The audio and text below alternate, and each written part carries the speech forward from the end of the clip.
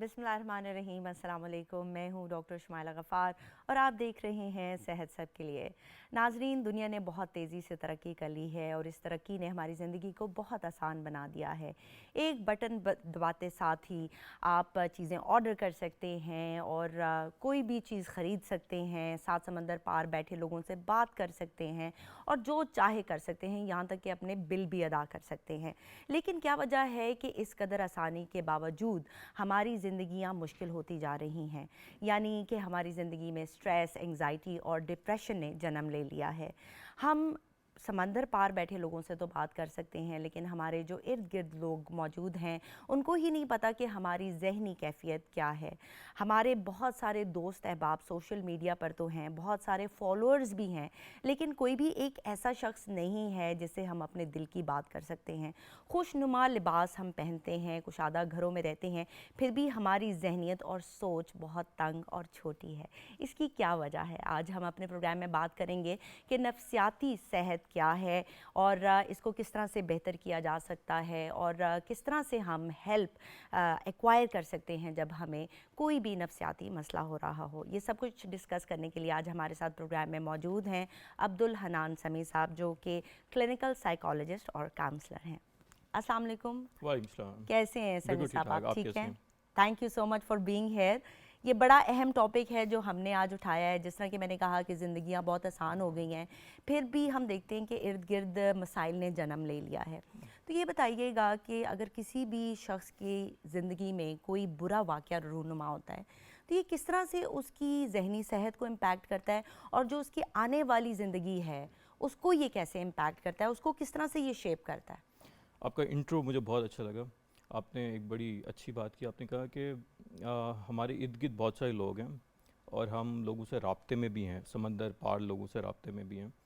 लेकिन अगर हम सच सच बताएं और देखें कि कितने ऐसे लोग हैं जिनसे एक्चुअल में हम बात कर सकते हैं, यानी कि कोई ऐसा इंसान जो हमें समझ सके, हमें वो सपोर्ट प्रोवाइड कर सके जिसकी हमें नीड है, जिसकी हमें रिक्वायरमेंट है। आई थिंक बहुत कम लोग ऐसे हैं, बहुत कम लोग ऐसे हैं। एक तो ये मसला है, यानी कि अवेलेबिलिटी ऑफ पीपल। ये मसला नहीं है, मसला है do we have right people around. ये ज़्यादा इशू है। दूसरा, जो ट्रॉमा है या लाइफ के जो इवेंट्स होते हैं, आई बिलीव कि कोई भी चीज़ ऐसी नहीं होती जो ओवरनाइट डेवलप होती है, ना ही वो ओवरनाइट ख़त्म होती है। एक प्रोसेस होता है, चीज़ें चल रही होती हैं। एट टाइम्स हम उन पे तवज्जो दे पाते हैं, एट टाइम्स हम नहीं दे पाते। बहुत दफ़ा ये होता है कि हम उनको इग्नोर कर रहे होते हैं, चीज़ें पाइल अप होना शुरू हो जाती हैं, अर्ली साइंस हमें मिल रहे होते हैं या हमें नहीं पता लगता। और कुछ लोगों में इस तरह से होता है कि at the end of the day वो इस लेवल पे पहुंच जाते हैं जहाँ पे फिर अब चीज़ें आउट ऑफ कंट्रोल हो जाती हैं। लोगों के इमोशनल रिएक्शंस इस तरह के हो जाते हैं। कुछ लोग किसी भी तरह के इमोशनल ट्रॉमा का शिकार हो चुके होते हैं बिफोर दे नो इवन कि क्या हुआ। सो ये है, आई पर्सनली बिलीव के जो अर्ली साइंस होते हैं उसके बारे में माइंडफुल होना बड़ा इंपॉर्टेंट है। उसके बारे में केयरफुल होना बहुत इंपॉर्टेंट है। अगर वो ना हो पाए तो ऑब्वियसली फिर चीज़ें आपके कंट्रोल में रहती नहीं है। जैसे हमारी जिस्मानी सेहत है, वैसे ही हमारी दिमागी सेहत भी है, हमारी इमोशनल हेल्थ भी है। तो अगर अर्ली साइंस में आप इसको थोड़ा सा केटर कर लें तो चीज़ें बेहतर हो सकती हैं। तो अगर कोई प्रिकॉशंस ले लें तो चीज़ें बेहतर हो सकती हैं। अदरवाइज़ फिर ज़रा चीज़ें हाथ से निकलना शुरू हो जाती हैं, सही, अनफॉर्चुनेटली। आपने बड़ा अच्छा एक्सप्लेन किया। ये बताइएगा कि एंग्जाइटी और पैनिक अटैक में क्या फ़र्क है, क्योंकि बहुत सारे लोगों को ये पता नहीं होता कि वो एंग्जाइटी का शिकार हैं या फिर ये एक पैनिक अटैक है। Great. So anxiety basically it is simply put into it's an excessive worry regarding things. या तो वो चीज़ें एग्जिस्ट नहीं करती या फिर उस इंटेंसिटी के साथ एग्जिस्ट नहीं करती जैसे लोग इसको एक्सपीरियंस कर रहे होते हैं या फील कर रहे होते हैं। ये यूजुअली लोग फ्यूचर इवेंट्स के बारे में बहुत ज़्यादा परेशान होते हैं और उसको लेके उनके जहन में तरह तरह के ख्यालात और ख़दशात होते हैं। और वो मोस्टली ऐसे इवेंट्स होते हैं जो या तो मतलब होते नहीं हैं या फिर उनके कोई ज़्यादा चांसेस नहीं होते होने के। It is your brains production जो कि किसी भी वजह से डेवलप हो जाती है। पैनिक अटैक आप यूँ समझें कि एक सुपरलेटिव फॉर्म है ऑफ एंग्जाइटी। जब चीज़ें बिल्कुल आउट ऑफ कंट्रोल हो जाती हैं, आप बस्ट आउट करते हैं। और इंटरेस्टिंगली पैनिक अटैक और हार्ट अटैक, इनके जो सिम्टम्स है apparently on the face of it अच्छा। बड़े सिमिलर फील होते हैं। यूजली जो मेडिकल ओपीडी में जो बहुत सारे लोग आते हैं, वो इसके साथ आते हैं कि शायद इनको हार्ट अटैक हो गया, ठीक है, और वहाँ से फिर वो रेफ़र होकर हमारे साइकेट्री में आते हैं कि अच्छा नहीं ये हार्ट अटैक नहीं है, it's a panic attack basically. But क्योंकि वो सिचुएशन इतनी ज़्यादा इस तरह की होती है कि लोगों को समझ नहीं आ रही होती कि ये क्या है, और यस सिम्टम्स भी उसके बहुत ज़्यादा सिवियर होते हैं इंटेंसिटी वाइज, कि लोगों को समझ नहीं आ रही होती, और जो एक्सपीरियंस कर रहा होता है पैनिक अटैक में उसको भी शायद यही होता है कि there is something terribly wrong in terms of medical health और सिम्टम्स। तो ये होता है। दूसरा इससे जो चीज़ मुझे एहसास होता है वो ये होता है कि whenever there is something wrong with people, तो जो पहला उनके माइंड में आता है that is regarding the medical health, ठीक। Not about the emotional health. बहुत सारे लोग जिनको एंग्जाइटी होती है या जिनको डिप्रेशन होता है वो यूजुअली मेडिकल ओपीडीज़ में जाते हैं, सही। नॉट नोइंग के what is happening with them, और सही। वहाँ से वो रेफ़र होके हमारे पास आते हैं। कम लोग हैं जो डायरेक्टली हमारे पास आते हैं, ठीक है, कंसीडरिंग कि उनको पता होता है कि what they are going through. सही। यहाँ पर एक कॉलर है, उनको शामिल जी करते जी हैं। जी। अस्सलाम वालेकुम, कौन कहाँ से बात कर रहे हैं? वालेकुम सलाम, मैं बिलाल आफाबाद से बात कर रहा हूँ। कैसे हैं आप? अल्हम्दुलिल्लाह ठीक ठाक। जी सवाल पूछिएगा। जब मेरा ब्लड प्रेशर लो होता है तो मुझे नफ्सियात का मसला बनता है। अच्छा ठीक है, क्या महसूस होता है आपको? दिल को बेचैनी होती है, कोई काम करने को दिल नहीं करता, तो मुझे टेंशन होती है। अच्छा। तो कोई अगर ब्लड प्रेशर लो हो तो टेंशन हो तो कोई दिल दिखा दे तो दिल टूट जाता है, तो बेचैनी बहुत होती है। अच्छा ठीक है, तो आप कह रहे हैं ब्लड प्रेशर लो होता है, आप चेक भी करते हैं? कितना होता है ब्लड प्रेशर उस वक्त आपका? मैंने पर 2 दिन पहले चेक कराया था तो 90-50 आया था, ज्यादा अच्छा। ज्यादा 90 तो कम 50। सही है, ठीक है। और ये कितने अरसे से आपको ये हो रहा है? ये जब रमजान के रोजे रखे हैं ना उसके बाद हो रहा है। पहले भी होता था लेकिन इतना शदीद नहीं था, लेकिन अब ज्यादा हो रहा है। तो कुछ खाने पीने से बेहतरी आती है जब कुछ खा लेते हैं आप? अंडा खाता हूँ तो ठीक होता हूँ, तो चाय पीता हूँ ठीक होता हूँ, लेकिन पानी पीता हूँ तो ठीक होता हूँ। अच्छा ठीक है। कोई घर में परेशानी तो नहीं चल रही आपके? पर अगर कोई दिल दिखाता है ना, कोई भी मेरी बात नहीं मानता, तो उस वक्त ज्यादा होता है। अच्छा ठीक है। एज क्या है आपकी? 36 साल। अच्छा ठीक है। आप कोई सवाल पूछना चाहेंगे या इनको जवाब दें? मैं इनको जवाब दे देते हैं। ठीक है, बहुत शुक्रिया आपने कॉल किया। जी। अच्छा, ऐसा है कि ब्लड प्रेशर के सिम्टम्स क्या हैं? It is a silent killer, ठीक है। ठीक है। बिल्कुल। अब obviously I am not a medical doctor, ठीक है, मैं आपको सिर्फ उसका जो साइकोलॉजिकल एस्पेक्ट है मैं उस पर आपको ब्रीफ कर देता हूँ। बहुत सारे लोग जिनको पेन होता है, वो आते हैं मेडिकल ओपीडी में और वो ये कहते हैं कि उनका ब्लड प्रेशर बहुत एलिवेट कर गया। अच्छा, उनको पेन किलर्स दे के या उनका ब्लड प्रेशर स्टेबलाइज करके उनको भेज देते हैं। बेसिकली होता क्या है कि जो पेन है वो आपका ब्लड प्रेशर एलिवेट कर देता है, ठीक है। इट इज़ नॉट कि ब्लड प्रेशर की वजह से पेन हो रहा है, it is otherwise in fact कि पेन की वजह से आपका ब्लड प्रेशर एलिवेट कर गया। एक तो ये है। अच्छा, अब पेन अगर मैं इसको साइकोलॉजिकल इवैल्यूएशन के कॉन्टेक्स्ट में लूँ तो it is one of the symptom that there is something wrong in terms of your emotional health perhaps, because क्या ये स्ट्रेस हेडिक है, ये मिग्रेन है, या ये किसी भी और तरह का पेन है, ठीक है।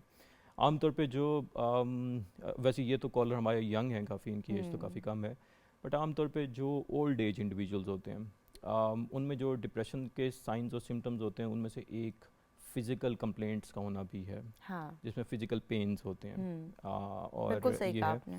तो इसको थोड़ा सा ऑब्वियसली मतलब प्रोब करना पड़ेगा, थोड़ी सी इनकी डिटेल्ड हिस्ट्री चाहिए कि क्या है, बट मैं इनको सजेस्ट ये करूँगा कि ये अपनी valuation in terms of his emotional health वो करवाएं, बिकॉज 36 ईयर ऑफ एज, मुझे नहीं पता इनकी फैमिली हिस्ट्री में क्या है और क्या नहीं है, थोड़ा सा उसको इवैल्यूएट करने की ज़रूरत है, प्रोब करने की ज़रूरत है। और जैसे इन्होंने एक चीज़ कही कि कोई मेरी बात ना माने, ठीक है, सो उसकी वजह से दिल दुख जाए मेरा। यस, दिल दुख जाए मेरा। सो ये मुझे उस तरफ लेके जाता है कि something related to human psychology. एक और बात मैं आपको बताऊं कि मतलब ये कहना भी हमारी सोसाइटी में थोड़ा सा अजीब लगता है कि आप अपनी साइकोलॉजिकल इवैल्यूएशन कराएं, because people take it personally कि I mean what is wrong with us. In fact psychological evaluation job fitness के लिए भी होती है, साइकोलॉजिकल इवैल्यूएशन आपकी आप शादी करना चाहते हैं या नहीं करना चाहते उसके लिए भी होनी चाहिए, आप किसी रिलेशनशिप के लिए रेडी हैं या नहीं उसके लिए भी होनी चाहिए, और भी बहुत सारे इवेंट्स और चीज़ें होती हैं जिसके लिए होनी चाहिए। So you know it is something very normal and common, होनी चाहिए, बट हमारे यहाँ अनफॉर्चुनेटली नहीं बड़ी है। इंपॉर्टेंट आपने बात की कि अगर हम किसी जॉब इंटरव्यू के लिए जाते हैं तो हमारी मेडिकल हेल्थ तो असेस की जाती है, लेकिन हमारी साइकोलॉजिकल हेल्थ नहीं असेस की जाती। बहुत सारे इदारे ऐसे हैं जहाँ पर एक साइकोलॉजिस्ट बैठा होता है, ड्यूरिंग द इंटरव्यू वो आपको ऑब्जर्व करता है और वो भी आपको उस पर मार्क्स देता है कि आप साइकोलॉजिकली कितने फिट हैं, और उस बेसिस पे आपकी जो है वो सिलेक्शन होती है। तो ये बड़ा इंपॉर्टेंट जो है एस्पेक्ट है हेल्थ का, जिसको यूजुअली अवॉइड किया जाता है। इसी हवाले से मैं ये कहना चाहूँगी कि बहुत दफ़ा ये होता है कि हम शादी करके बहू लाना चाहते हैं जो कि बहुत खूबसूरत हो, बहुत पढ़ी लिखी हो, बड़े अच्छे ख़ानदान से हो, लेकिन जब शादी हो जाती है और वही बहू आपके घर में आ जाती है तो ना उसको उसके पढ़े लिखे होने का क्रेडिट दिया जाता है, ना अच्छे ख़ानदान का, बल्कि उससे नौकरों से भी बदतर सलूक किया जाता है। और ये भी नहीं पता होता कि इस दौरान अगर वो फैमिली वे पे चल पड़ी है, वो कंसीव कर चुकी है, तो आपके ख्याल से ये जो सब कुछ उसके साथ हो रहा होता है, ये जो एक रोलर कोस्टर राइड होती है शादी के बाद, तो इसका इम्पैक्ट आने वाले बच्चे पर, आने वाली जनरेशन्स पर कैसे होता है? Very interesting. So basically, a child is a byproduct of its parents. जैसे वो दिखने में अपने पेरेंट्स की तरह एक बच्चा लगता है, वैसे उसके इमोशंस, उसके सोचने का तरीका, उसके बात करने का तरीका, उसका चीज़ों को इवैल्यूएट करने का तरीका, चीज़ों को परसीव करने का तरीका, ये भी वो बहुत हद तक अपने पेरेंट्स से लेता है। एक तो वो विटनेस करता है, वहाँ से वो कैरी करता है। दूसरा, ज़ाहिर है आप उसको सिखाते हैं, चीज़ों की डेफिनेशन बताते हैं, चीज़ों से इंट्रोड्यूस कराते हैं, तो वो बच्चा उसको वैसे ही परसीव करना शुरू कर देता है। एक बच्चे को अगर बताया जाए कि ये जिस पे मैं बैठा हूँ ये एक काउच है, तो वो इसको काउच ही परसीव करेगा। बट अगर उसको ये बताया जाए कि इसका नेम जो है वो टेबल है, तो वो इसको टेबल ही परसीव करेगा। हाँ, जब वो बड़ा हो जाएगा, जब वो लोगों से सुनेगा कि अच्छा नहीं ये तो काउच नहीं है, ये तो टेबल नहीं है, तो काउच है, तो फिर वो आपसे पूछेगा और वो आपसे सवाल करेगा। अदरवाइज जब वो डेवलपमेंटल स्टेज पे है ना, जब उसमें डेफिनेशन डेवलप हो रही हैं, जब वो चीज़ों की अंडरस्टैंडिंग्स डेवलप हो रही हैं, वहाँ पे तो सबसे ज़्यादा बड़ा जो रोल होता है वो केयर गिवर का होता है, पेरेंट्स का होता है। तो ये बहुत इंपॉर्टेंट है। दूसरा, देखिए, ज़ाहिर है शादी के बाद एक जो लड़की है वो अपने पेरेंट्स से, उनका घर छोड़ के एक दूसरे नए घर में आती है। तो मेरा ज़ाती तौर पे मानना ये है कि जो नया घर है उसको उस बच्ची को, उस लड़की को एम्ब्रेस करना चाहिए। मेरे पास इससे ज़्यादा बेहतर वर्ड नहीं है, ठीक है, इसको एक्सप्लेन करने का। और उसको एम्ब्रेस करने का मतलब ये है उसको एक्सेप्ट करें द वे शी इज़, और उसको स्पेस दें। बिकॉज एक लड़की है जो कि यंग है, ठीक है, वो एक स्पेसिफिक एनवायरनमेंट छोड़ के आई है, ठीक है, तो नए एनवायरनमेंट में एडजस्ट होने में टाइम लगता है, तो उसको टाइम दें, उसको स्पेस दें और उसको ऑन करें। बिकॉज अगर ऑन नहीं करेंगे तो फिर चीज़ें ठीक नहीं हो सकती। ठीक है, इस पर मज़ीद बात करेंगे। यहाँ पर कॉलर है, उनको शामिल करते हैं। अस्सलाम वालेकुम, कौन कहाँ से बात कर रहे हैं? अजहर बोल रहा हूँ जी, फैसलाबाद से। जी, सवाल पूछिएगा। मेरी मिसेस की डेथ हुई थी 2006 में। अच्छा। मेरा बहुत प्यार था उनके साथ, तो मैं बहुत परेशान हुआ, रोता रहता था। 3 साल मैंने नमाज़ें भी पढ़ी, रोजे भी रखे। अच्छा। सब कुछ हुआ, लेकिन मेरे से बर्दाश्त नहीं हो रहा था। ठीक है। इसके साथ साथ मैंने डॉक्टर से मेडिसिन ली। मेडिसिन पता नहीं, मेरा ख्याल कोई हार्ड होगी, तो मेरे कानों में शाव शाव शुरू हो जाती थी शुरू से ही। अच्छा, अब तक तकरीबन 2006 से स्टिल हो रही है। अच्छा। जब कोई टेंशन होती है तो पीछे दिमाग वाले हिस्से में भी ऐसे ग्राइंडर जैसे चलता है ना, ऐसे हो जाता है। ठीक है। बस ये प्रॉब्लम है मुझे। वो बात का नींद मेरी डिस्टर्ब होती रात को। अच्छा। तो अब तो ठीक है, लेकिन फिर कभी कभार 2, 4, 10 दिन भर ऐसे डिस्टर्ब हो जाता हूँ। 2 बजे 3 बजे उठ के ठीक है बैठ जाता हूँ। अच्छा, ये अलामात जो आप बता रहे हैं, ये दवाई शुरू करते साथ ही आपको शुरू हो गए थे? नहीं, जब मैंने थोड़ा सा बेहतर हुआ ना, फिर इम्पैक्ट होना शुरू हुआ मेरे पे ना। अच्छा, ये शाइन शाइन की जो आवाज आ रही है, ठीक है, आपने डॉक्टर को बताया कि इस तरह से हो रहा है? मुझे मैंने सारा बताया, मैंने कानों वालों को चेक करवाया। हाँ, ENT को। ये सारी उम्र ही कानों में शांशा होगी, इसको इग्नोर करो, यही मुझे कहा। ठीक है। एज क्या है आपकी? मेरी 63। अच्छा, ठीक है। आप काम कहाँ पर करते थे? मैं जॉब करता था, सरकारी जॉब। अच्छा, ऑफिस जॉब करते थे। रिटायर हो गया हूँ। अच्छा, ठीक मुझे है। घर में कोई टेंशन, पैसे वैसे के अल्हम्दुलिल्लाह कोई बच्चे नहीं है, हैं। वॉक वगैरह करते हैं, दोस्त अहबाब से खूब, मिलते हैं, मैं तो रिश्तेदारों से मिलते हैं? फुटबॉल खेलता रहा हूँ 24 साल और पाकिस्तान खेला है मैंने अच्छा, ठीक अल्हम्दुलिल्लाह। है, आप कुछ पूछना चाहेंगे? अजहर साहब मुझे ये बताइएगा कि क्या आपको तन्हाई महसूस होती है? हाँ, तन्हाई होती थी। अब मैंने थोड़ी 3-4 साल हो गए शादी कर ली थी। ठीक अच्छा, है। ठीक है, लेकिन वो शाम नहीं रुकी। वो कान जब कोई भी टेंशन होती है ठीक ना, है। मेरे दिमाग में पीछे जो होता है ना, ग्राइंडर जैसे चलता है, ग्राइंडर। आप अभी करंटली भी मेडिसिन यूज़ कर रहे हैं? नहीं, मैं नहीं करता, मैंने छोड़ दी। मुझे डॉक्टर, कानों वाले डॉक्टर, सर्जनों ने कहा, फिजिशियन ने कहा जी आप इसको इग्नोर करें, ये कानों में शाव नहीं रुकेगी।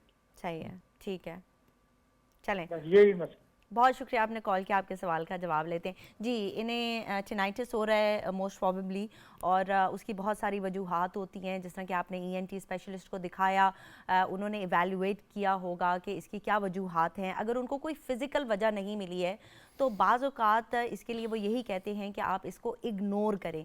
इग्नोर करने के लिए बहुत सारी टेक्निक्स इस्तेमाल की जा सकती हैं, जिस तरह के बैकग्राउंड में पंखे की आवाज़, या फिर आपके अगर कमरे में वॉल क्लॉक लगी हुई है तो उसकी टिक टिक की आवाज़, जिसे वाइट नॉइज़ भी कहा जाता है, अगर वो आप अपने इर्द गिर्द रखेंगे तो ये जो शाई शाई की आवाज़ आपको तंग कर रही है, या आपको इतनी महसूस नहीं होगी।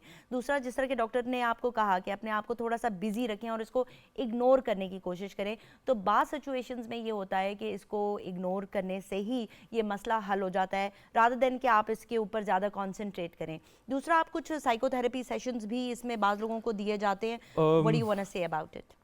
एग्जैक्टली थोड़ा सा साइकेट्री और मेडिकल हेल्थ में चीज़ें ऐसी हैं कि हिस्ट्री में बहुत सारी ऐसी चीज़ें पूछनी होती हैं जो हम ऑनलाइन इस तरह से नहीं पूछ सकते ट्रांसमिशन में। बट मैं इनको सजेस्ट ये करूँगा, थोड़ा सा इनको ना केयरफुली अपनी रूटीन को मॉनिटर करने की ज़रूरत है। ठीक है, आमतौर पे होता ये है डॉक्टर साहब कि जब आप अपने 60s में पहुँचते हैं, that is the time when you start connecting to yourself. That is the time जब आपको वो पुराने ज़ख़म याद आते हैं जिनको शायद आपने अपनी डे टू डे रूटीन में भुलाया होता है या इग्नोर किया होता है या दबाया होता है एग्जैक्टली। और उसकी वजह ये होती है because day to day routine में तो आप बिज़ी हैं, आपने काम पे जाना है, आपने ग्रोसरी करनी है, आपने बच्चों का ख्याल रखना है, आपने घर वालों को देखना है। ठीक है, आपकी एक सोशल लाइफ है, प्रोफेशनल लाइफ है, पर्सनल लाइफ है, और उसमें आपका सारा दिन गुजर जाता है। सो आपके पास कोई बहुत ज़्यादा टाइम नहीं होता कि आप कोई ऐसी चीज़ों पर ध्यान दें जिनके बारे में आप ध्यान नहीं देना चाहते, या आप उनको सप्रेस करना चाहते हैं, या आप उनको दबाना चाहते हैं। रिटायरमेंट के बाद जब आपकी कोई इतनी फाइनेंशियल रिक्वायरमेंट्स नहीं है, जैसे उन्होंने बताया कि मुझे कोई ऐसी फाइनेंशियल प्रॉब्लम नहीं है, that is the time when you start connecting to yourself again. और यहाँ पे वो सारी चीज़ें रिवाइव होती हैं जिसको शायद आप इग्नोर करते रहे। वो चीज़ें परसीव भी हो सकती हैं, वो चीज़ें एक्चुअल भी हो सकती हैं। अच्छा, तो उनको थोड़ा सा देखने की ज़रूरत है, प्रोब करने की ज़रूरत है कि व्हाट दैट थिंग इज़ और what those things are actually. So ये है, तो मैं इनको सजेस्ट ये करूँगा कि ये भी किसी काउंसलर से, किसी साइकोलॉजिस्ट से कांटेक्ट करें और अपनी प्रॉपर इवैल्यूएशंस कराएं, बिकॉज ज़िंदगी कीमती है और इसको सफरिंग में नहीं गुजारना चाहिए, ठीक है, इसको ठीक से जीना चाहिए। यानी कि अगर मेडिकली इन्होंने दिखा दिया है तो फिर एक साइकोलॉजिकल इवैल्यूएशन भी ये करवा लें। yes. और साइकोलॉजिस्ट से बात करने से, और जिस तरह कि आपने कहा कि ज़िंदगी में कुछ वाक़यात ऐसे होते हैं जो कि बैकग्राउंड में पड़े होते हैं और जब आपको टाइम मिलता है तो वो सरफेस पे आ जाते हैं, तो उनके मुतालिक बात करने से चीज़ें जो हैं वो बेहतर हो सकती हैं। और डेफिनेटली आजकल तो हर चीज़ का इलाज मेडिकल साइंस ने ढूंढ लिया है, तो इंशाल्लाह आपको भी आफाका होगा, आप किसी और डॉक्टर को, किसी और साइकोलॉजिस्ट को भी कंसल्ट कर सकते हैं। ठीक है, हम बात कर रहे थे कि ख़वातीन किस तरह से इम्पैक्ट होती हैं जब वो दूसरे घर में जाती हैं। एक रिसर्च थी जो कि मैं पढ़ रही थी, उसमें उन्होंने कहा कि जब आप किसी पौधे को भी एक जगह से उखाड़ कर दूसरी जगह लगाते हैं तो वो भी कुछ देर के लिए मुरझा जाता है, या तो वो सर्वाइव कर जाता है या फिर वो बिल्कुल ही जिसे कहते हैं उसके पत्ते झड़ जाते हैं और वो डेड हो जाता है। तो अगर एक खातून अपना घर छोड़ के गई है तो उससे 6 महीने से तकरीबन 2 साल का, ये वैसे मैक्सिमम मैं टाइम पीरियड बता रही हूँ, लेकिन ये टाइम चाहिए होता है एक दूसरे को समझने का, और इसमें मौका देना चाहिए, एक दूसरे को समझना चाहिए, बात करनी चाहिए, और आई थिंक बात करने से बहुत सारे मसाइल हल हो सकते हैं। इसमें आप कुछ ऐड करना चाहेंगे या मैं आपसे दूसरा सवाल पूछूं? अच्छा, मैं ये टॉपिक ऐसे इस पे बहुत बात की जा सकती है। देखिए, मैं आपको एक बात बताता हूँ। मेरे से एक दफ़ा किसी ने सवाल पूछा कि लव मैरिजेस में लोग मतलब वो ज़्यादा अरसे साथ रह सकते हैं या अरेंज मैरिजेस में वो ज़्यादा अरसे तक सही। साथ रह सकते हैं। एग्जैक्टली ये यही कोट इंटरेस्टिंग अनकोट। क्वेश्चन है यस, बहुत। बहुत एग्जैक्टली मैं आपको कोट अनकोट बता रहा हूँ जो ठीक मेरे से है। पूछा गया। तो मैंने उनको कहा कि दो ऐसे लोग साथ रह सकते हैं जो साथ रहना चाहते हों। You know, it has less to do with arrange marriage और लव मैरिज, ठीक है। दो लोगों का अगर डिसीजन ये है कि उन्हें साथ रहना है तो वही रह पाएंगे, ठीक है। ये क्वेश्चन इसका नहीं है। एक, अच्छा, अब वो कैसे रह पाएंगे? वो हमेशा तभी रह पाते हैं जब वो एक दूसरे को टाइम देते हैं। देखिए, गिले शिकवे तो हमें अपने पेरेंट्स से भी हो जाते हैं, हमारी अपने बहन भाइयों से भी लड़ाइयाँ हो जाती हैं, ठीक है, और बड़ी सीरियस लड़ाइयाँ होती हैं। लेकिन हम मतलब उनसे कांटेक्ट में रहते हैं, हम उनको छोड़ते तो नहीं हैं। बहुत ही रेयर ऐसा होता है, बड़ा कम ऐसा होता है कि लोग उन्हें बिल्कुल ही छोड़ दिया। बट नॉर्मली चाहे कांटेक्ट कम हो बट रहता है, राब्ता रहता है, एक दूसरे की खबरगिरी करते हैं, बात करते हैं, राब्ते में रहते हैं। तो शादी भी एक ऐसा ही रिलेशन है जो आप ज़ाहिर है अपने होश व हवास में बनाते हैं, तो फिर उसको चलाना भी होता है। सही। ये है। और मैं इसके भी मैं फेवर में नहीं हूँ कि अगर तो वो रिलेशनशिप बहुत प्रॉब्लमेटिक बन गया है और इतना प्रॉब्लमेटिक है कि वो दोनों की मेंटल हेल्थ को इफ़ेक्ट कर रहा है या उसकी वजह से बाकी फैमिलीज हैं वो इफ़ेक्ट हो रही हैं बहुत ज़्यादा, तो उसको ज़बरदस्ती ड्रैग किया जाए, मैं इसके फेवर में नहीं हूँ। बट जाहिर है कि हम इन नो पोजीशन कि मैं डिसीजन बताऊँ, वो तो इंडिविजुअल्स खुद लेते हैं, उनका अपना डिसीजन होता है। हम तो चीज़ें खोल के बता देते हैं कि this is what is happening. यहाँ पर कॉलर हैं, उनको लेते हैं। अस्सलाम वालेकुम, कौन कहाँ से बात करें? जी इफ्तिखार, हाँ बात करूँ लोधरा से। जी, सवाल पूछिएगा। मेरे सर में ना अक्सर दर्द रहता है और गैस्ट्रिक प्रॉब्लम रहती है। अच्छा, ठीक है। तो इस बारे में पूछना था डॉक्टर साहब से कि क्या करें, क्या एहतियात है। क्या एज है आपकी? एज है मेरी 40 साल सर। अच्छा, ठीक है। कोई स्ट्रेस एंजाइटी है जिंदगी में? ना ऐसा कोई इशू है तो नहीं है। अच्छा, ठीक है। यानी आपने ये नहीं देखा कि अगर आप स्ट्रेस्ड हैं तब आपको ये गैस्ट्रिक इशू होता हो? किसी गैस्ट्रोएंट्रोलॉजिस्ट को दिखाया आपने? हाँ जी, थोड़ा सा मेडिसिन ली थी लेकिन उससे फर्क नहीं आता। अच्छा, ठीक है। कुछ अर्सा इस्तेमाल करके खुद ही छोड़ दिया आपने?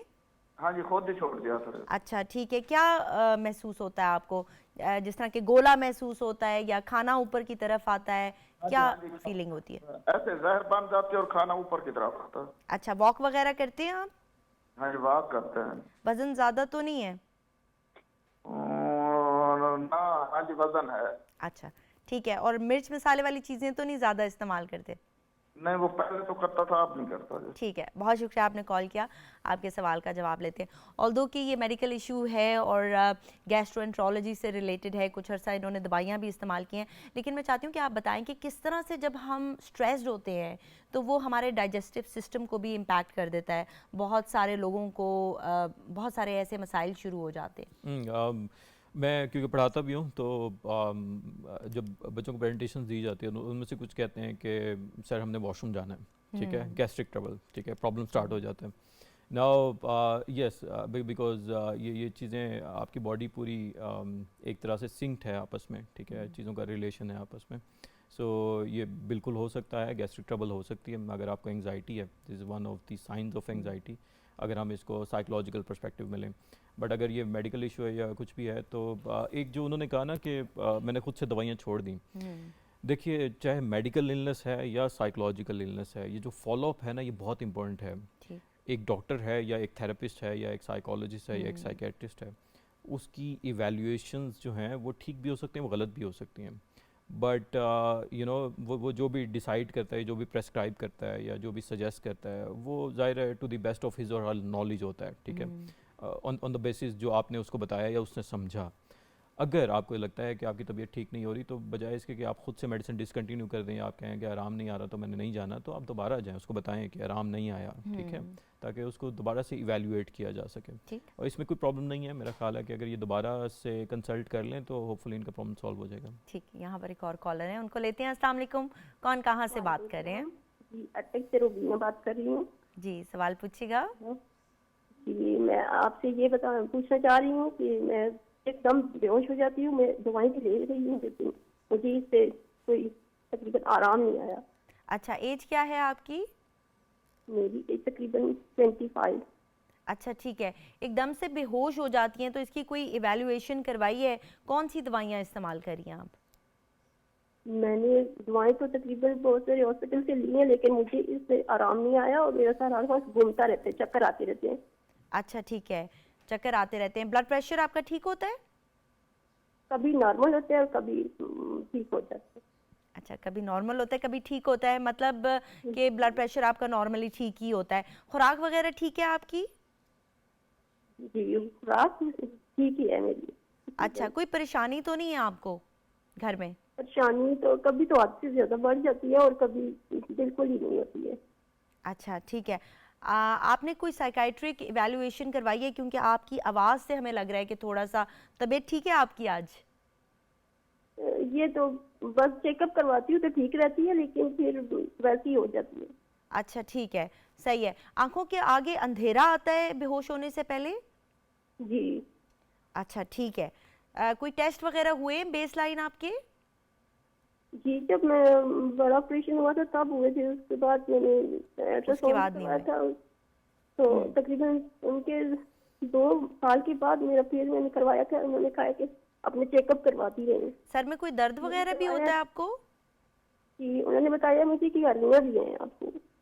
अच्छा, उन्होंने बताया हर्निया है आपको? कि हर्निया भी है, और उन्होंने कहा इतनी जल्दी नहीं करवाना, क्योंकि ये ऑपरेशन करवाया तो ये ठीक है। जिंदगी और मौत का मसला बन जाएगा। अच्छा ठीक है। वॉक वगैरह करती हैं घर में, अपने आप को बिजी रखती हैं? जी, स्वास्थ्य वगैरह भी करती है। अच्छा ठीक है। बच्चे कितने आपके? मेरे तकरीबन 3 फौत हो चुके हैं और 2 बच्चे हैं। ठीक है, बहुत शुक्रिया आपने कॉल किया। आपके सवाल का जवाब लेते हैं जी। आ, यंग पेशेंट हैं, ठीक है, बेहोश हो जाती हैं। आवाज़ से मुझे इनको लग रहा था थोड़ी सी डिप्रेस्ड लग रही थी। 3 बच्चे जो हैं वो उनकी डेथ हो चुकी है और मेडिकल इवैल्यूएशन हुई है, लेकिन कोई फाका नहीं हो रहा। मैं आपकी बात से एग्री करता हूँ कि इनकी आवाज़ में बहुत उदासी है, बहुत ज़्यादा। तो जो मिस रूबीना है उनको थोड़ा सा इस बारे में देखने की ज़रूरत है। मेरा ख्याल है ये साइकोलॉजिकल इवैल्यूएशन बहुत ज़्यादा ज़रूरी है। देखिए, मैं आपको एक बात बताता हूँ, है ये कि एक फ़िज़िकल वूंड है ना, ठीक है, वो नज़र आता है। मैं आपको दिखा सकता हूँ कि डॉक्टर साहब देखिए मुझे यहाँ चोट लगी है। एक जो इमोशनल इंजरी है ना, वो किसी को वो किसी को नज़र नहीं आती। आती, ठीक है, वो मैं किसी को दिखा नहीं सकता और हर कोई उसको समझ भी नहीं सकता। बिल्कुल। एक और भी इसमें मसला है, वो ये है कि कुछ लोग समझना चाहते भी नहीं कुछ है। लोग समझना चाहते भी नहीं।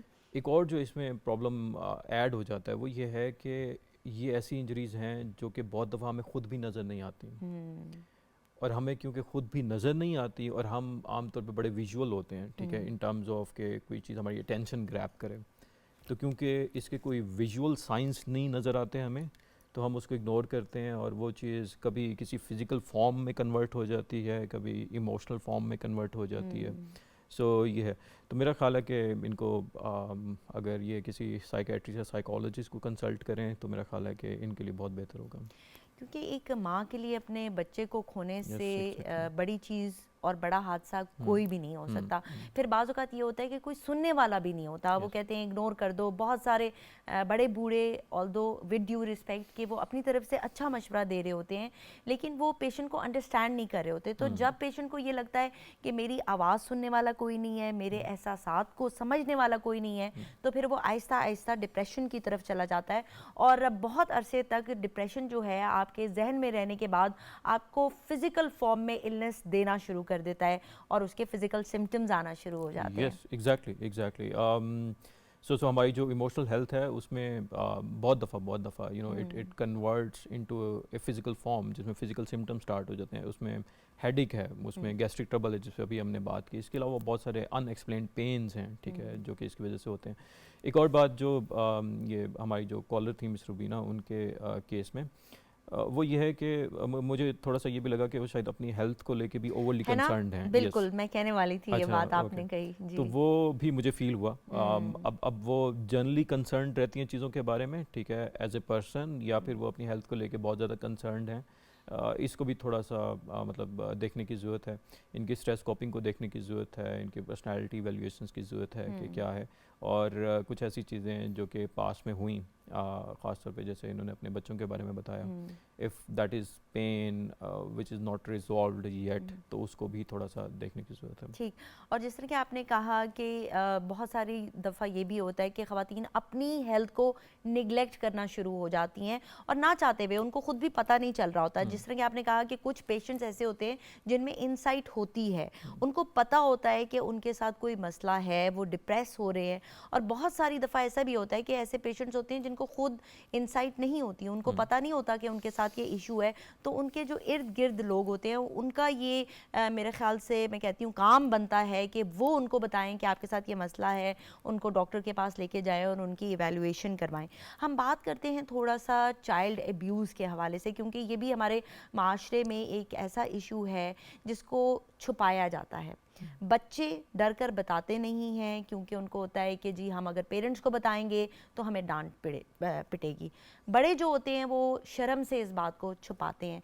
तो ऐसे वूंड्स जो कि आपकी रूह पर लग जाते हैं, फिर आप उनके लिए स्टैंड नहीं लेते, तो ये किस तरह से आपकी पर्सनालिटी को नेगेटिव तरफ लेके जाना शुरू हो जाते हैं? क्योंकि बच्चे के लिए पेरेंट्स से आगे कोई नहीं होता, लेकिन जब कोई वो भी स्टैंड नहीं ले रहे होते तो डेफिनेटली बच्चे जो हैं वो उसको इंटरनलाइज कर लेते हैं। इसका जवाब मैं आपसे लूँगी, लेकिन यहाँ पर कॉलर हैं, उनको शामिल करते हैं। अस्सलाम वालेकुम, कौन कहाँ से बात कर रहे हैं? वालेकुम सलाम मैम, मैं हाजरा बात कर रही हूँ। जी जी। ये मैं कोयटा से बात कर रही हूँ। मुझे ये पूछना था कि मेरी पहली शादी हुई थी, जी जी। उसके 15 साल बाद फिर अभी दोबारा 9 महीने हुए मेरी शादी हुई है। अच्छा ठीक है। अभी जो मेरा शौहर है इसकी पहली शादी नहीं हुई। ये अभी मुझ पे शक करता है, कहते किसी के सामने मत जाओ, किसी से बात मत करो, घर में बस बैठे रहो। पहले बच्चे मेरे वालिद बीमार हो गए थे, उससे भी मिलने नहीं दिया। अच्छा अभी मेरी वालिदा बीमार है, उनसे भी मिलने नहीं देता। ठीक है। घर में सारा दिन कहते हैं बस तुम बैठ जाओ, तुम मरीज हो, तुम बहुत मुझे ऐसे कहते हैं।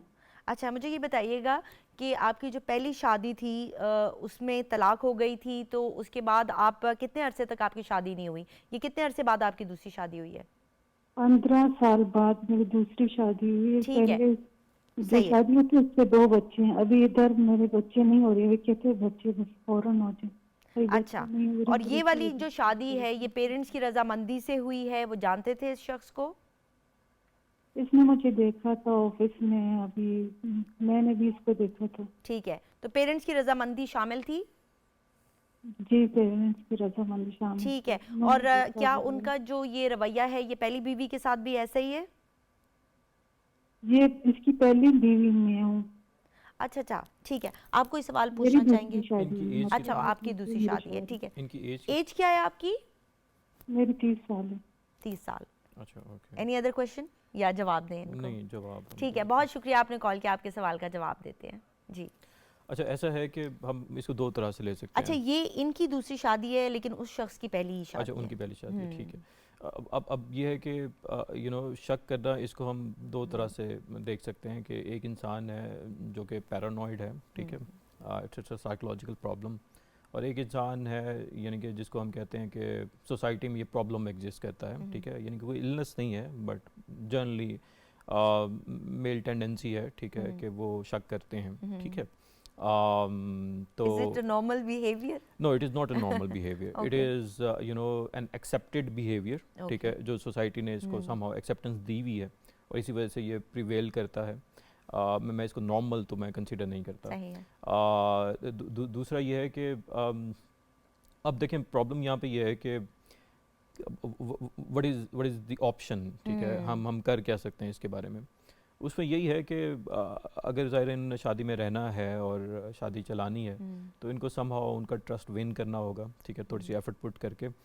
जो इसमें एक और चीज़ है वो ये है कि जिसमें 10-20 साल भी लग सकते हैं। हाँ, जिसमें 10-20 साल भी लग सकते हैं ऑब्वियसली। मतलब देखिए यहाँ पे बैठ के ऑब्वियसली मैं इनको डिसीजन तो नहीं बता सकता, ठीक है, गिवन सर्कमस्टेंसेस में एग्जैक्टली वो इनका अपना डिसीजन होगा कि इन्होंने क्या करना है। बट ये है कि जो वे आउट है हम उस पर बात कर सकते हैं। और मेरा ज़ाती तौर पे ये मानना है कि दुनिया का हर प्रॉब्लम वो टेबल चेयर पे बैठ के सॉल्व किया जा सकता है।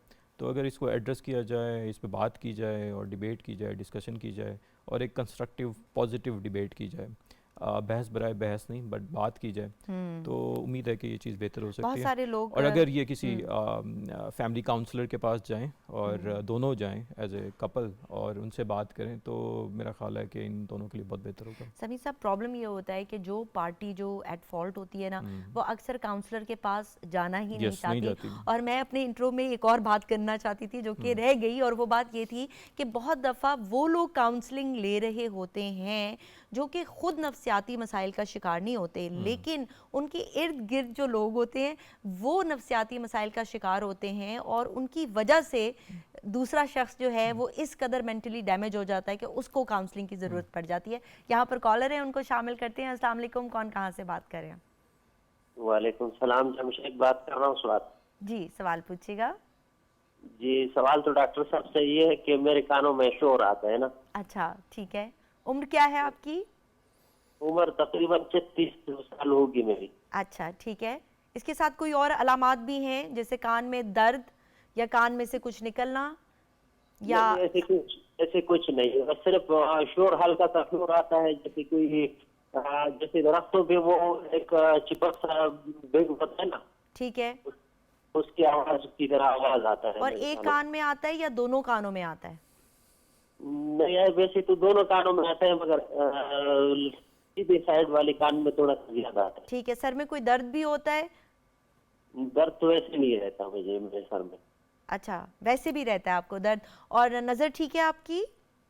जी हाँ, नजर भी सही है। कभी कभार जो है मेरे आंखें वो वाम सी उसमें हो जाती है, मगर वो ठीक है, वो मौसम की तरह ही ठीक है। लगती है। किसी डॉक्टर को दिखाया है आपने? जी हाँ, उन्होंने जो मेडिसिन लिखवाई थे उसके साथ कोई फाका नहीं हुआ। दोबारा से गए आपने? दोबारा से उनको बताया क्या फाका नहीं हो रहा? जी हाँ, 3 अस्पतालों में गया। यहाँ पर हमारा जो GHQ अस्पताल है उसमें भी गया हुआ, और लाल अस्पताल जो मिजोरम में है ठीक है, उसमें फिर भी फायदा नहीं हुआ। अच्छा, आप काम क्या करते थे? किसी फैक्ट्री वगैरह में तो काम नहीं करते थे? नहीं, वैसे तो मैं इलेक्ट्रीशियन हूँ, मगर मैं मजदूर हूँ, दिहाड़ीदार, जो काम अच्छा। सबसे सख्त होता है वो कर लेता हूँ। ठीक है, इलेक्ट्रीशियन है आप। ठीक है, बहुत शुक्रिया, आपने कॉल किया। कोई सवाल पूछना चाहेंगे आप? नहीं, समीर मैं साहब? उनको जवाब देता ठीक है, बहुत शुक्रिया, आपने कॉल किया। आपके सवाल का जवाब लेते हैं। जी। अगर तो ये 3 डॉक्टर्स के पास जा चुके हैं और इनको कोई उससे फ़र्क नहीं पड़ा तो मेरा ख्याल है इनको फिर किसी साइकेट्रिक इवैल्यूएशन की ज़रूरत होगी। ठीक है।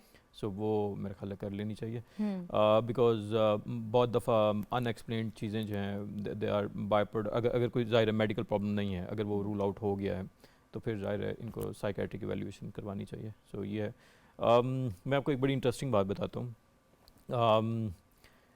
यूँ होता है कि जो मेल है ऑफ दिस सोसाइटी, और ख़ास तौर पे ये भी जिस इलाके से हैं वहाँ पे ऐसा है कि मेल का एक्सप्रेशन नहीं है। मेल का जो एक्सप्रेशन होता है ना, इमोशनल एक्सप्रेशन, वो मोस्टली आता है in the form of anger. ठीक। यानी कि कोई परेशान है तो वो भी एंग्री होगा, कोई खौफ का शिकार है वो भी एंग्री होगा, कोई उदास है वो भी एंग्री होगा, जो कि हंग्री है वो भी एंग्री होता है। यस, जो हंग्री है वो भी एंग्री होगा। एग्जैक्टली। सही। अच्छा, और उसकी रीज़न क्या है? उसकी रीज़न ये है क्योंकि यही बिहेवियर सिखाया गया है कि मर्द हो तो ऐसे ही है। और आप रो नहीं सकते लेकिन गुस्सा कर सकते हाँ, हैं। आप रो नहीं सकते बिकॉज आप मर्द हैं, और आप गुस्सा कर सकते हैं बिकॉज मर्दों को ये करना चाहिए। ठीक है, या ये मर्दाना बिहेवियर है। तो वो इस चक्कर में ना फिर होता ये है कि फिर आपकी वोकैबुलरी नहीं जनरेट होती कि what you are going through. आप माइंडफुल नहीं होते, और जब नहीं होते तो फिर ये वाला जो प्रॉब्लम है ये किसी न किसी फॉर्म में सामने आता है। वो कभी कानों में आवाज़ की सूरत में है, कभी पेट ख़राब होने की सूरत में है, कभी कोई अनएक्सप्लेन्ड पेन की सूरत में है, और कभी कोई ऐसे सिम्टम्स हैं जिसका मेडिकल डिक्शनरी में हमें कोई कोई नॉलेज नहीं एग्जिस्ट करती। ठीक है, तो ये भी अपनी इवैल्यूएशन करवा लें। यहाँ पर दूसरे कॉलर हैं, उनको लेते हैं। अस्सलाम वालेकुम, कौन कहाँ से बात कर रहे हैं? अस्सलाम वालेकुम। वालेकुम अस्सलाम। जी, मैं पाकपतन से बात कर रही हूँ, नाजिया। जी, सवाल पूछिएगा। ये मेरा बेटा है 4 साल का, वो स्कूल जाता है। पहले वो बिल्कुल गुस्सा नहीं करता था, अब बहुत ज्यादा गुस्सा करने लग गया है। बहनों को भी मारता है, नाखून भी चबाता है, खाना ठीक से नहीं खाता। और अगर उसे कोई बात से पूछो ये क्या मसला है बेटा, आपको क्या वजह है, स्कूल में कोई मसला है, वो कुछ नहीं बताता। अच्छा। वो गुस्सा बहुत करता है, दांत बीच बीच के बच्चों को मारता है, हर एक को गुस्सा करता है। अच्छा, ठीक है। क्या ये अकलौता आपका बेटा है? जी, एक बेटा है, 2 बेटियां हैं मेरी। अच्छा, ठीक है। बहुत ज़्यादा अटेंशन तो नहीं देते इनको? जी नहीं, बिल्कुल नहीं। जी आप पूछिएगा। अच्छा, ये बेटे का नंबर कौन सा है बच्चों में? पहला नंबर है, बड़ा, सबसे बड़ा बेटा है मेरा। सबसे बड़ा है। बाकी बच्चों में कितना गैप है इसके बाद? मैं 2-2 साल का। अच्छा ठीक है।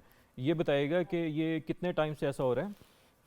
ये मतलब स्कूल पहले बिल्कुल नॉर्मल जाता था, मतलब कोई मसला नहीं था। अब पता नहीं क्या वजह, ट्यूशन पे भेजो तब भी वो ऐसे ही करता है, रोता है कि मुझे नहीं जाना, मुझे नहीं पढ़ना। उसको उसके पसंद की गेम वगैरह भी लगा के देते हैं, उसमें भी उसका ध्यान नहीं लगता। बस अपनी मर्जी से अपने ही गेम खेलता है। कौन सी कभी गेम मट्टी से खेलता है? मट्टी से खेलना शुरू कर देता है, अच्छा। कभी पत्तों से खेलता है, कभी अकेले में बैठे खुद से ही बातें, मतलब अपनी तरफ से ख्यालाती प्रोग्राम बनाए रखेगा। मामा मैं टार्जन बन गया, मामा मैं ये बन गया, ऐसी बातें करता है। पढ़ाई में ठीक है? जी माशाल्लाह, पढ़ाई में बिल्कुल ठीक है। ठीक है। अच्छा, मुझे ये बताइएगा कि ये मतलब बच्चों से आपका इंटरेक्शन किस तरह का है? बच्चे आपसे ओपनली बात कर लेते हैं? उनको कोई मसला हो, उनको कोई प्रॉब्लम हो? मैं अपने बच्चों के साथ बिल्कुल फ्रेंडली माहौल रखती हूँ। मतलब अगर उन्हें कोई भी छोटा से छोटा भी मसला हो ना, अपने पापा से बजाय वो मुझसे शेयर करते हैं कि मामा मुझे ये मसला है, ये मुझे ये चीज चाहिए। ठीक है। नींद आपको कोई ठीक है बात बच्चे नहीं की? जी? सोता ठीक है? जी नहीं, अब खाना भी ठीक से नहीं खाता वो। अच्छा ठीक है।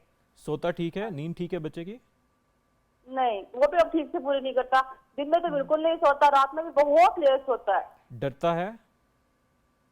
जी डर लगता है बच्चे को? जी जी, डर भी लगता है, डरता भी है। नींद खुल जाती है उसकी डर की वजह से? जी जी। अच्छा, कोई मोबाइल वगैरह का इस्तेमाल ज़्यादा तो नहीं कर रहा? नहीं। अच्छा ठीक है, जवाब देते हैं इनको। बहुत शुक्रिया आपने कॉल किया। जी ऐसा है कि ये थोड़ा सा इनको प्रूव करने की ज़रूरत है कि if there is something wrong, ठीक है, something going on, there is something going on, ठीक है। देखिए बच्चों का जो है ना, बच्चों में वो सारे एहसासात और जज्बात होते हैं जो किसी भी एडल्ट में होते हैं। बच्चों के केस में सिर्फ एक जो चीज़ डिफरेंट होती है वो ये होता है कि बच्चों के पास अल्फाज नहीं होते, वो उसको उस तरह से एक्सप्लेन नहीं कर सकते जैसे शायद एक अडल्ट कर सकता है। You know, they find it hard to put in words what they are going through. So ये एक है, तो थोड़ा सा प्रोब करने की ज़रूरत है। बिकॉज एक बच्चा पहले स्कूल ठीक जाता था, अब स्कूल नहीं जा रहा। एक बच्चा ट्यूशन जाता था, अब नहीं जाना चाह रहा। बच्चा जो है, और वो उसको बता भी नहीं रहा कि क्यों नहीं जा रहा। और वो ये कह रही हैं कि जो मदर हैं वो ये कह रही हैं कि नहीं, मेरा तो बड़ा अच्छा इंटरेक्शन है बच्चों के साथ। तो व्हाट इज़ देयर जो बच्चा नहीं बता पा रहा, डिस्पाइट ऑफ द फैक्ट कि मदर के साथ बच्चों का इंटरेक्शन बहुत अच्छा है। सो इसको थोड़ा सा प्रोब करने की ज़रूरत है और बड़ा इसको कामली और बड़ा वाइजली हैंडल करने की ज़रूरत है। तो मैं इससे ज़्यादा मैं बात नहीं करना चाहता, बिकॉज जो इजम्पशंस मैं ड्रॉ कर रहा हूँ वो गलत भी हो सकती हैं, बट ये है कि थोड़ा सा इसको प्रोब करने की ज़रूरत है। ठीक है। यानी कि ये देखें कि क्या अंडरलाइंग कॉज है। Yes. अगर इनको नहीं मिलती तो क्या ये एक फेज़ भी हो सकता है जो कि वक्ती तौर पर आया है और चला जाएगा, या नहीं इसकी कोई वजह ज़रूर होगी? एक एक्सप्लेनेशन जो है वो बच्चे की एज ज़रूर है। इस एज में खेलने कूदने को ज़्यादा दिल करता है, पढ़ने को कम करता है, ठीक है। लेकिन इन्होंने जो साथ में ये बताया ना कि ये अब डरना शुरू हो गया, ठीक है, ये मुझे थोड़ा सा अलार्मिंग है। यस, थोड़ा सा मुझे अलार्मिंग लग रहा है। बिकॉज बच्चे का टार्जन बन जाना, खेलना कूदना और स्कूल ना जाना, it is very normal behaviour of a child, of A 7 year old। इसमें कोई ऐसा वो नहीं है, लेकिन ये थोड़ा सा है कि बच्चा डर क्यों रहा है, ठीक है। बिकॉज ये जो फेयर है ये लर्नड होता है, ठीक है। और ये लर्निंग कहाँ से और क्यों हुई, इसको थोड़ा सा प्रूव करने की ज़रूरत है। अगर ये खुद कर सकती हैं वेल एंड गुड, अगर नहीं कर सकती तो मेरा ख्याल है इवेल्यूशंस के लिए इनको किसी कंसल्टेंट को रुजू करना चाहिए। ठीक है, हमने बात की फियर की कि कोई ना कोई बैकग्राउंड में रीज़न होता है। तो ये बताइएगा, बहुत सारे लोगों में फोबियाज़ होते हैं, ठीक है, तो ये फोबियाज़ किस तरह से जन्म ले लेते हैं, इनका भी कोई बैकग्राउंड होता है और इनको किस तरह से ठीक किया जा सकता है? Interesting. So basically phobia is a superlative form of fair. एक दूसरा ये है कि इस बात को जानना बड़ा ज़रूरी है कि हम इंसान जितने भी हैं, हम सिर्फ 2 तरह के खौफ लेके पैदा होते हैं। एक है फेयर ऑफ लाउड नॉइस और दूसरा है फेयर ऑफ फॉलिंग। इसके अलावा जितने भी खौफ हैं, जॉब जाने का खौफ है, अच्छा ना दिखने का खौफ है, रिजेक्शन का खौफ है, इंसल्ट का खौफ है, ये जितने भी सारे खौफ है ना, ये सारे से लर्नड हैं। Even fear of dying, we are not born with this kind of a fear. ठीक, it is a learn kind of a fear. हो सकता है आपने कुछ देखा हो सकता है आपने कुछ सुना हो सकता है आपने कुछ पढ़ा हो, तो उसकी वजह से ये फेयर्स जनरेट होते हैं। तो सबसे ज़्यादा थेरेप्यूटिकली जो हम करते हैं वो एक्सपोजर थेरेपी है, ठीक है, जो इसमें काम करती है। अगर for the sake of discussion EMDR भी करते हैं? यस, वो भी हम कर सकते हैं। हर केस ज़ाहिर दूसरे से डिफरेंट होता है, अकॉर्डिंगली हम करते हैं कि किस तरह से होना चाहिए और किसको क्या सूट करता है। जनरली स्पीकिंग, अगर किसी को इस तरह का खौफ है, जैसे प्रेजेंटेशंस का खौफ होता है, कैमरे के सामने आने का खौफ होता है, या और तरह के खौफ होते हैं, तो उसका जो एक्सपोजर है वो आपको एनेबल करता है कि आप इस फेयर से फ़ाइट करें, और जब आप उसको फेस कर लेते हैं तो फिर वो फेयर नहीं रहता, ठीक है, और आप उसको डिफीट कर लेते हैं। फाइनल क्वेश्चन मेरा आपसे ये है कि मेंटल इलनेस के कौन कौन से साइंस हैं जिनको कभी भी इग्नोर नहीं करना चाहिए, क्योंकि रिसर्च ये बताती है कि जिन भी लोगों ने सुइसाइड की, उन्होंने सुइसाइड से कुछ अर्सा पहले या तो हेल्प एक्वायर करने की कोशिश की, या वो किसी डॉक्टर के पास गए, किसी से उन्होंने बात करने की कोशिश की, लेकिन उसके कोई नताइज नहीं निकले। So what do you want to say about that? देखिए, सबसे पहली जो चीज़ है, मुझे याद है आई वाज वेरी यंग, मेरे ख्याल है मैं शायद कॉलेज में था, और मैं अपने फादर के साथ उनके डॉक्टर के पास किया। वो हमारे फैमिली डॉक्टर थे। My father he was a diabetic, तो मुझे डॉक्टर ने देख के कहा, जैसे ही हम रूम से एंटर हुआ तो उससे मुझे देख के कहा, तुम अपने वेट का ख्याल रखना, ठीक, तुम वल्नरेबल हो। नाउ उन्होंने ये क्यों कहा? Because genetics, because inheritance. अगर फैमिली हिस्ट्री है डिप्रेशन की, एंजाइटी की, या किसी भी साइकेट्रिक डिसऑर्डर की, ये सबसे पहला साइन है कि आपने अलार्म्ड होना है। ठीक है, जैसे किसी कार्डिक इलनेस में है, जैसे किसी और मेडिकल प्रॉब्लम में है, कि अगर कोई फैमिली हिस्ट्री एग्जिस्ट करती है तो आपने थोड़ा सा ज़्यादा केयरफुल रहना है एज़ कम्पेयर टू दोज जिनकी फैमिली में कोई ऐसी हिस्ट्री एग्जिस्ट नहीं ठीक है, करती। एक तो ये हो गया, एक तो ये और हो गया। दूसरा, अर्ली साइंस में ये होता है कि आपका जो अपने साथ डायलॉग है वो क्या है, वो बहुत इम्पोर्टेंट, वो बहुत इंपॉर्टेंट है। ठीक है। एक तो डिस्कशन है जो हम आपस में एक दूसरे के साथ करते हैं, हमारा अपने साथ डायलॉग क्या है। ठीक है, ये थोड़ा सा एक डेलिकेट चीज़ है, इसको थोड़ा सा माइंडफुली इवेल्युएट करना पड़ता है, देखना पड़ता है। Okay. आप सुबह काम पे जाते हैं तो are you excited going there? यानी कि बहुत सारी चीज़ें हैं जो कि मेंटल हेल्थ जो है वो आपकी Exactly. डिफाइन करते हैं, और इनका ख्याल रखना बहुत ज़्यादा ज़रूरी है। Thank you so much for joining us thank you today. For having me. Thank you. जी नाज़रीन, आपने प्रोग्राम देखा, उम्मीद है आपको पसंद आया होगा। बहुत सारी बातें ऐसी थी जिनको हमने टच किया, बहुत सारी जो चीज़ें थी वो रह भी गई। अगले प्रोग्राम में फिर किसी दिन इस पर मज़ीद गुफ्तगू करेंगे। Take care of your self, keep smiling. Allah हाफ़िज़।